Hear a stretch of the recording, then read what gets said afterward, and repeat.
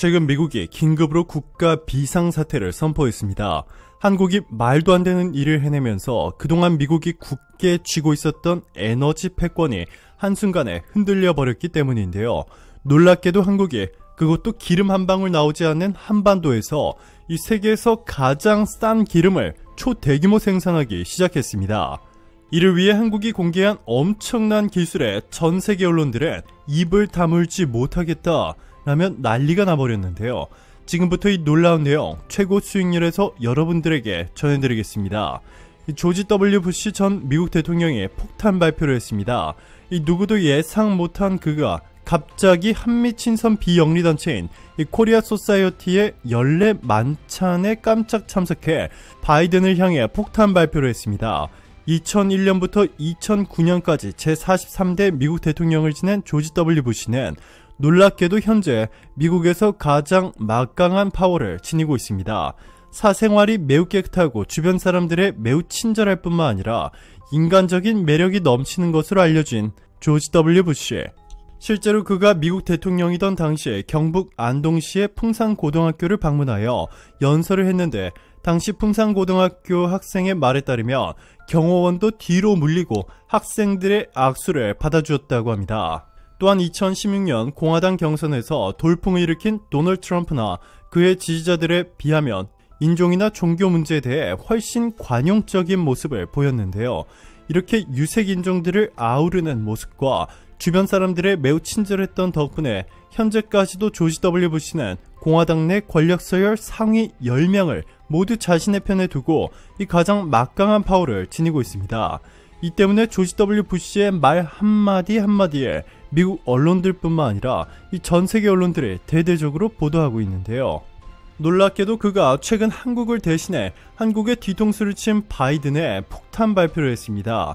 그는 바이든이 저지른 한국 차별 정책이 얼마나 어리석은 짓인지를 강조하기 위해 한미 관계의 중요성에 대해 역설하며 미국 국민은 한국이 미국의 훌륭한 교육 상대라는 것을 정확하게 이해할 필요가 있다 라고 외쳤습니다.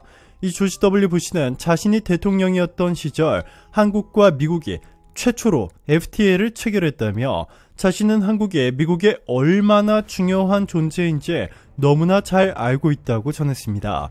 유력한 차기 미국 대통령 후보이자 한국 사위로 불리는 호건도 바이든의 한국 전기차도 미국 정부가 한 대당 1,000만원씩의 혜택을 똑같이 주어야 한다라는 내용의 촉구 서한을 보냈다며 아시아의 가장 강력한 동맹국에서 정책의 지도자들이 반복해서 우려를 전해왔다라며 이를 전하기 위해 편지를 쓴다라고 전했습니다.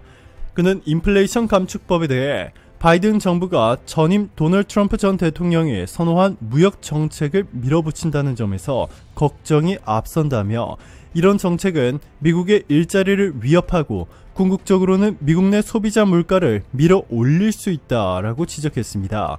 호건은 서한에서 한국의 현대차를 사례로 들며 현대차는 5월 미국 생산시설에 55억 달러, 약 7조 6천억 원 이상을 투자하겠다고 발표했는데도 바이든의 인플레이션 감축법의 세금 공제 대상에서 제외된다며 이로 인해 미국에 대한 외국 기업의 직접 투자가 지연되거나 이탈할 위험이 있다라며 바이든의 인플레이션 감축법의 부작용을 강조했습니다. 그는 자동차 및 부품 시장의 가격 경쟁에서 한국 등 주요 제조사를 배제하며 미국인들의 구매 가격이 치솟을 것이라며 상당수 가정은 전기차에 접근할 수 없게 되고 이 탄소 배출 감축 목표도 달성이 지연될 것이라고 지적했습니다. 이렇게 유력한 차기 미국 대통령 후보에 이어 미국 내 사실상 권력 서열 2위라 불리는 조지 W. 부시까지 적극적으로 나서서 한국의 뒤통수를 친 바이든을 공격하고 있는 이유는 그만큼 한국이 너무나 막강해지고 있기 때문입니다. 실제로 최근에는 한국이 전 세계 에너지 패권을 완전히 뒤흔들 만한 이 엄청난 기술을 공개하면서 난리가 나버렸는데요. 미국이 사우디를 제치고 세계 1위 산유국으로 등극한 것은 불과 10년 전부터입니다. 10년 전만 하더라도 사우디와 러시아가 미국보다 압도적으로 많은 양의 석유를 생산하며 전 세계 에너지 패권을 쥐고 있었는데요.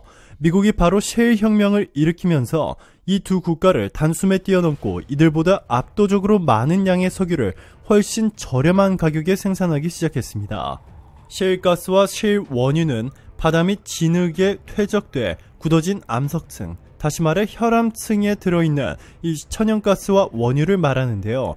넓은 지역에 얇게 퍼져 있어서 과거에는 추출하기가 힘들었고 채산성이 맞지 않았습니다.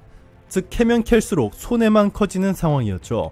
자, 그런데 고유가가 계속되면서 미국 주요 셰일가스 회사들은 신기술 개발에 주력했고 그 결과 수평 시추 기술과 수압 파쇄 공법 같은 새 기술들이 개발됐습니다. 이 수평 시추 기술은 셰일층에 수평으로 시추관을 집어넣은 뒤에 물, 모래, 화학약품 혼합액을 고압으로 뿜어내 암석을 깨트리고 가스를 추출하는 기술로 흔히 프래킹이라고 불리는데요. 모래와 화학 첨가물이 섞인 물은 높은 압력으로 혈암층에 뿜어 바위를 뚫은 뒤 천연가스를 뽑아내는 방식입니다. 이러한 미국의 기술 혁신은 채굴 단가를 대폭 낮추었고 이 셰일가스와 셰일 석유를 매우 저렴한 가격에 판매할 수 있게 됐습니다. 셰일가스는 매장량도 엄청납니다.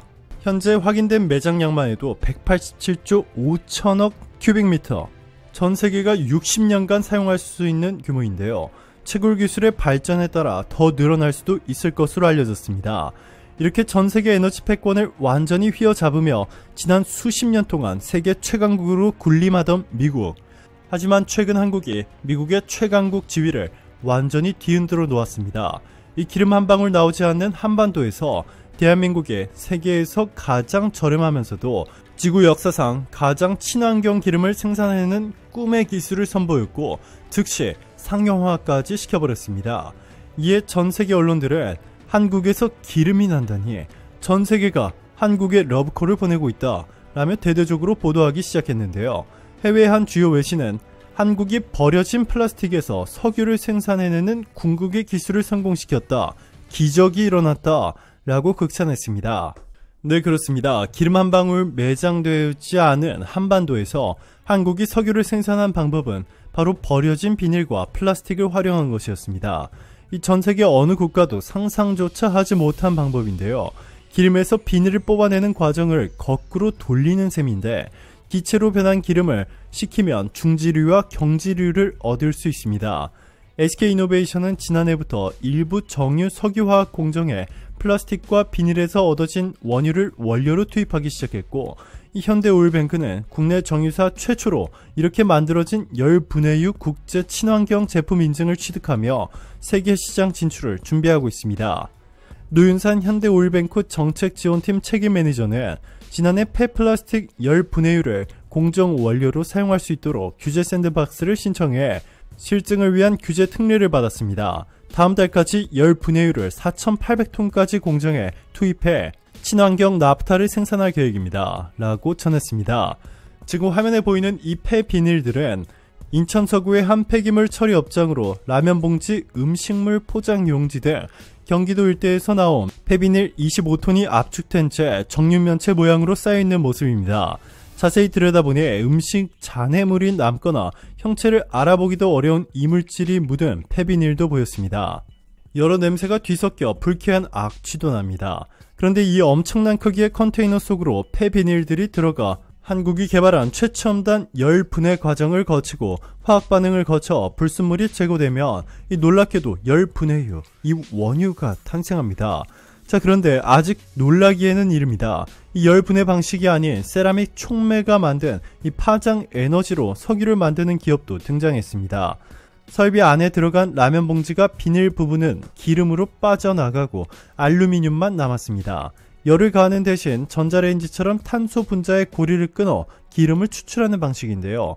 이 기술력을 인정받아 이미 세계 20여 개 나라에서 특허를 받았고 영국에는 수출 계약까지 마쳤습니다. 이 지구 환경의 최악의 물질로 꼽혔던 비닐과 플라스틱, 스티로폼 컵이 자연분해되는데 걸리는 시간은 50년, 일회용 기저귀는 450년, 낚싯줄은 600년이나 걸립니다. 자, 그런데 한국이 전 세계에 있는 모든 플라스틱을 지구 역사상 가장 친환경적인 석유 생산 원료로 모두 분해시켜버릴 것이라는 소식에 이 전 세계가 열광하고 있습니다. 특히 친환경의 모든 것을 건 유럽에서 가장 먼저 반응하고 있는데요. 생산 과정에서 아무런 환경 유해 물질조차 배출되지 않는 데다가 하루에 수백 톤의 폐플라스틱과 비닐을 원유로 재탄생시킬 수 있습니다. 게다가 더 놀라운 것은 미국의 셰일 원유보다 더 저렴한 가격에 생산할 수 있다는 것입니다. 이에 영국을 시작으로 독일, 프랑스 등이 한국에 러브콜을 보내고 있고 영국은 이미 계약 서명까지 마친 것으로 전해졌습니다. 이 속도대로라면 지난 수십 년 동안 미국이 거머쥔 세계 에너지 패권을 한국에 넘겨줄 날이 머지 않았습니다. 오늘도 감사합니다. 최고로 멋진 하루 보내시길 바랄게요.